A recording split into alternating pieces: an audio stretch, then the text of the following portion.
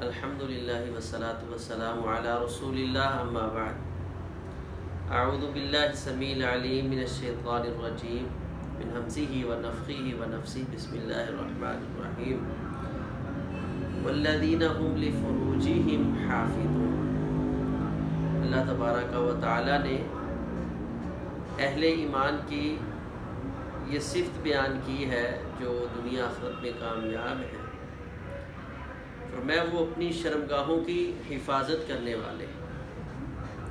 اور نبی کریم جناب محمد رسول اللہ صلی اللہ علیہ وسلم کا ارشاد گرامی، آپ نے فرمایا من اضمن لی ما بین رجلیہ، جس آدمی نے مجھے اس بات کی گارنٹی دی کہ جو اس کی ٹانگوں کے درمیان یعنی شرمگاہ ہے اس کی وہ حفاظت کرے گا، اور اس بات کی اس نے مجھے گارنٹی دے دی ما بین شفتیہ، جو اس کے ہونٹوں کے درمیان ہے، انا اضمن لہ الجنہ، میں اللہ کا نبی اس کو جنت کی ضمانت دیتا ہوں۔ تو شرمگاہ کی حفاظت، عفت اور پاک دامنی کا خیال کرنا،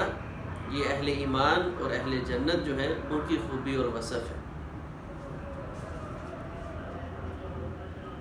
بعض اوقات ہم یہ سمجھتے ہیں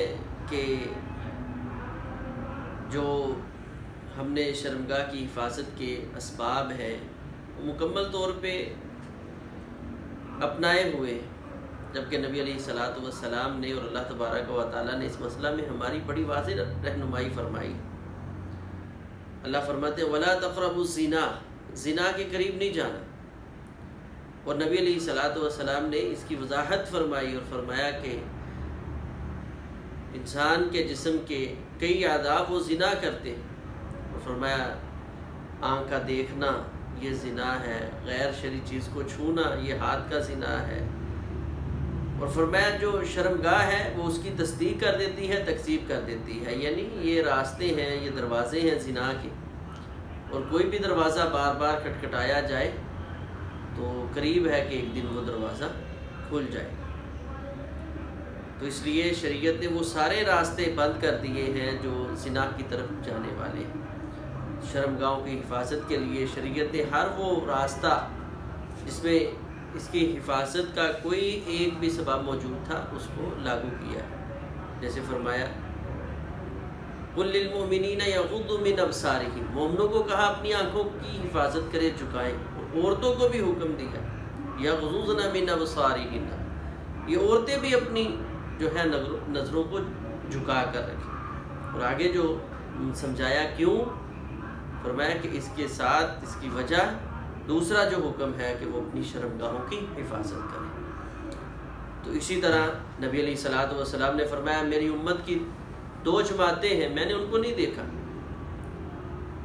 ایک وہ ظالم بادشاہ اور حکمران ہوں گے جو بیلوں کی دموں کی طرح لمبے لمبے کوڑے ہاتھوں میں لیے عوام پر ظلم کریں گے، اور ایک جماعت نساء کاسیات عاریات ممیلات مائلات، فرمایا وہ عورتیں جو کپڑا پہننے کے باوجود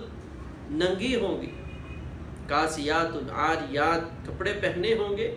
لیکن اس قدر باریک کپڑے کہ ان سے جسم کے اعضاء نظر آ رہے ہوں گے، اس قدر چست چوبند کپڑے کہ جو جسم کی ساخت ہے وہ بالکل صاف نظر آ رہی ہوگی۔ آج ہم دیکھیں ہماری حالت اور کیفیت کیا ہے، یا تو اتنا سمارٹ لباس استعمال کیا جاتا ہے کہ جسم کے آدھے سے زیادہ اعضاء عورت کے ویسے ننگے ہوتے ہیں، ٹانگیں بھی ننگی، بازو بھی ننگے، گریبان ننگا، اور پھر اسی طرح جو لباس پہنتی ہیں وہ اس قدر باریک ہوتا ہے کہ جسم کے اعضاء نظر آ رہے ہیں۔ اور تیسری اس میں جو بڑی خامی ہمارے ہاں پائی جاتی ہے کہ اگر لباس ذرا موٹا بھی ہے اور کپڑے پورے بھی ہیں، جو چست چوبند اتنے پہن لیے، تنگ اتنے پہن لیے کہ ان کے ساتھ پھر بھی جسم کی جو ساخت ہے وہ بالکل نظر آ رہی ہے، جیسے یہ ٹائٹس وغیرہ پہنتے ہیں، اور یہ یعنی جسم کے اعضاء سارے اس میں واضح ہو رہے ہوتے ہیں۔ تو نبی علیہ الصلاۃ والسلام نے فرمایا کپڑے تو پہنے ہوں گے لیکن کپڑے پہننے کے باوجود عاریات وہ ننگی ہوں گی، اور ممیلات مائلات، جب ایسی کیفیت ہوگی تو جو اللہ کا حکم تھا ولا تقربوا الزنا، اس کا تضاد آ جائے گا، اور یہ ایک دوسرے کی طرف مائل ہونے والی اور اپنی طرف مائل کرنے والی۔ نبی علیہ السلام نے فرمایا یہ کل قیامت کے دن جنت میں نہیں داخل ہوگی۔ جنت میں داخل ہونا تو بڑی دور کی بات ہے،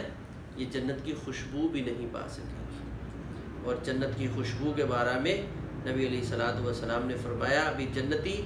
500 سال کی مسافت پہ دور ہوگا تو اس سے پہلے جنت کی خوشبو جو ہے وہ جنتی محسوس کرنے لگ جائے گا۔ تو اس لیے ہمیں ان چیزوں میں غور کرنا ہے، سمجھنا ہے، اپنی بھی اصلاح کرنی ہے اور اپنی اولاد کی خصوصی طور پر اس مسئلہ میں اصلاح کرنی ہے۔ اللہ تبارک و تعالی ہمیں زنا اور زنا کے جو تمام راستے ہیں ان سے بچنے کی توفیق عطا فرمائے۔ اقول قولی ھذا استغفر اللہ لی و لکم ولسائر المسلمین۔